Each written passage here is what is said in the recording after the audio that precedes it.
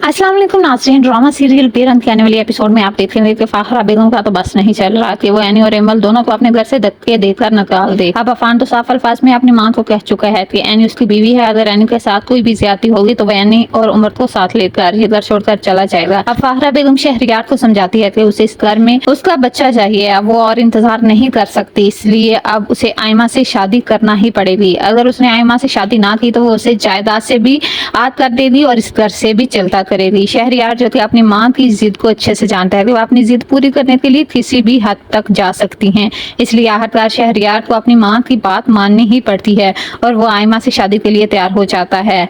तो दूसरी तरफ एमल जो कि खूब वावेला मचाती है कि आखिर वो उसे छोड़कर आयमा से शादी कैसे कर सकता है। तब शहरियार एमल को समझाता है कि वो अगर ऐसा नहीं करेगा तो वो दोनों सड़क पर आ जाएंगे और वो उसे किसी भी तकलीफ में नहीं देख सकता, इसलिए उसे ये शादी करना ही पड़ेगी। एमल जो कि खूब शोर मचाती है और अपनी सास को भी कहती है, लेकिन वो उसकी कोई नहीं सुनती कि अगर उसे शहरियार की शादी से कोई भी मसला है तो वो अपनी माँ बाप के घर चली जाए, वरना वो यहाँ ठहर के अपने शौहर की शादी होते हुए देखे। फाखरा बेगम जो कि एमल को समझाती है कि अगर तुम शहरियार को उसकी औलाद दे देती तो ये नौबत ही ना आती। शहरियार को अपनी औलाद के लिए ये सब करना पड़ रहा है और एमल मेरी बात ध्यान से सुनो, अगर तुमने शहरियार की शादी में कोई भी तमाशा करने की कोशिश की तो शहरियार जो कल तक इस शादी के लिए इनकार कर रहा था और मेरे कहने पर वो ये शादी करने के लिए तैयार भी हो गया, अगर उसे मैंने कहा कि वो तुम्हें तलाक दे दे तो वो तुम्हें तलाक देने के लिए भी मान जाएगा। इसलिए सोच लेना कि तुम्हें शहरियार की जिंदगी में रहना है या अपने घर वापस आना है। तो दूसरी तरफ आप देखेंगे कि आयमा